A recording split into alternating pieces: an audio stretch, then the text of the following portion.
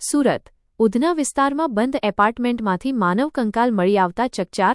સુરત શહેરના ઉધના વિસ્તારમાં આવેલા એપી માર્કેટ ખાતે એક બંધ એપાર્ટમેન્ટમાંથી માનવ કંકાલ મળી આવતા સમગ્ર વિસ્તારમાં ચકચાર મચી ગઈ છે. ઘટનાની જાણ થતાં જ ઉધના પોલીસનો કાફલો તાત્કાલિક ઘટનાસ્થળે પહોંચ્યો હતો અને તપાસ શરૂ કરી હતી. પ્રાથમિક માહિતી મુજબ કંકાલની નજીકથી મોબાઈલ ફોનનું ચાર્જર તેમજ એક નોટબુક પણ મળી આવી હોવાનું જાણવા મળી રહ્યું છે. પ્રાથમિક તપાસમાં મૃતક વ્યક્તિ મહારાષ્ટ્રનો હોવાની શક્યતા વ્યક્ત કરવામાં આવી રહી છે. જોકે આ કંકાલ કેટલા સમયથી બંધ એપાર્ટમેન્ટમાં પડ્યો હતો અને વ્યક્તિનું મોત કયા સંજોગોમાં થયું હતું તે અંગે હાલ સ્પષ્ટતા થઈ નથી. પોલીસ દ્વારા સ્થળ પરથી મળેલા પુરાવાઓ એકત્રિત કરી વધુ તપાસ હાથ ધરવામાં આવી છે. મૃતકની ઓળખ અને મોતના ચોક્કસ કારણ અંગે પોસ્ટમોર્ટમ તથા ફોરેન્સિક તપાસ બાદ જ સ્પષ્ટ માહિતી સામે આવશે. હાલ ઉધના પોલીસ સમગ્ર મામલે ઊંડાણપૂર્વક તપાસ ચલાવી રહી છે. આ ઘટનાને લઈને સ્થાનિકોમાં પણ ભારે ચર્ચા અને ચકચાર જોવા મળી રહી છે. HX24 ન્યૂઝ ગુજરાતી સાથે જય બગિયા સાથે નૈતિક રેશમવાલા, સુરત.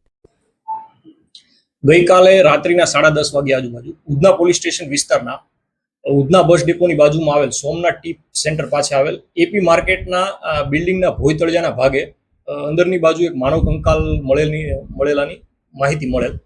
જેના આધારે ઉધના પોલીસ સ્ટેશનમાં ભારતીય નાગરિક સુરક્ષા સંહિતા 2023ની કલમ 194 મુજબ અકસ્માત મોત એટલે કે એડી નોંધવામાં આવેલી છે અને જેની તપાસ ચાલુ છે.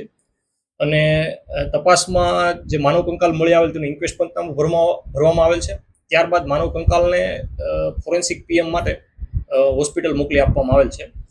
તથા જે માનવ કંકાલ મળી આવેલ તેની બાજુમાં એક બેગ પણ મળી આવેલ અને બેગમાં એક બુક મળી આવેલ અને બુકમાં એક જગ્યાએ સચિન રાજુ ડાભેકર લખેલું હતું કે મારું નામ આ છે.